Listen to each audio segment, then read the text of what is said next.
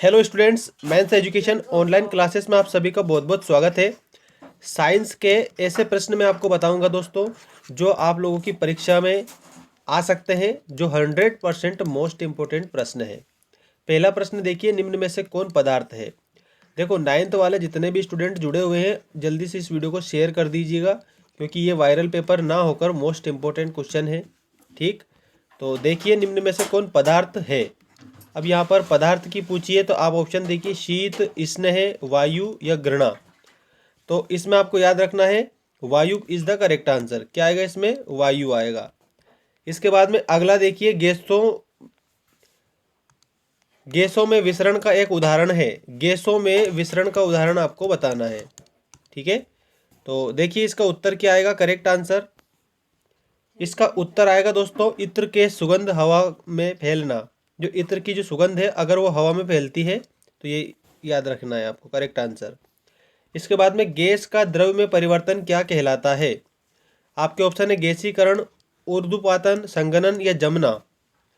तो इसमें आपको याद रखना है संघनन कहलाता है। तो option number 3 is the correct answer. इसके बाद में अगला देखिए, निम्न में से किसका घनत्व सबसे अधिक होता है। ठोस, द्रव्य, गैस या प्लाज्मा। तो आपको उत्तर में याद रखना है ठोस। ठोस जो है उसका घनत्व सबसे ज़्यादा होता है, ये ध्यान दीजिएगा। इसके बाद में अगला क्वेश्चन देखिए, किस अवस्था में अणुओं की ऊर्जा अधिकतम होती है। तो गैसीय अवस्था में। ठीक है, याद रखना, गैसीय अवस्था में जो अणु है उनकी ऊर्जा अधिकतम होती है। अगला प्रश्न देखिए, किस अवस्था में अणुओं की ऊर्जा सबसे कम होती है। अब देखो, पहले तो ज़्यादा पूछी और अब कम पूछी, तो कम होती है अणुओं की ऊर्जा सबसे कम ठोस में। ज़्यादा पूछे तो आप गैस बता देना। इसके बाद में पदार्थ की किस अवस्था में अंतराणुक बल प्रबलम होता है, मतलब प्रबलतम मतलब सबसे ज़्यादा। तो इसमें आएगा ठोस। अगला प्रश्न है, निम्न में से कणों की अधिकतम गति होती है, कैसी होती है दोस्तों। तो आपको बताना है गैसीय। नेक्स्ट क्वेश्चन देखिए, जल का क्वथनांक है, इसमें 100 डिग्री सेंटीग्रेड। ठीक, अगला देखिए, शुद्ध जल का क्वथनांक होता है।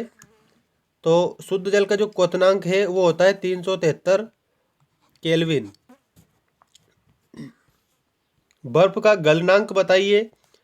तो बर्फ का जो गलनांक है वो होता है आप लोगों का दोस्तों 0 डिग्री सेंटीग्रेड या 273 के, मतलब केल्विन। इसके बाद में 300 केल्विन तापक्रम बराबर है किसके। तो इसमें आपको याद रखना है 27 डिग्री सेंटीग्रेड के।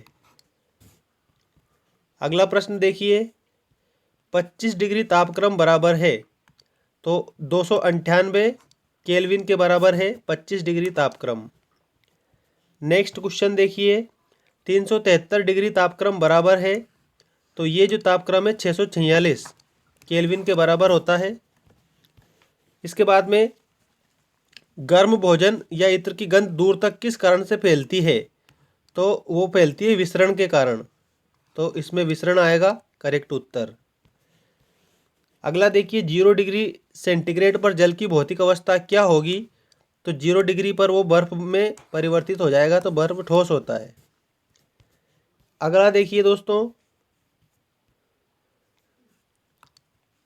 जल की कितनी अवस्थाएं हैं। तो जल की 3 अवस्थाएं हैं, एक तो है ठोस, एक है द्रव्य और एक है गैस। ठीक है, और न्यूटन ने गति के कितने नियम दिए। तो 3 नियम दिए।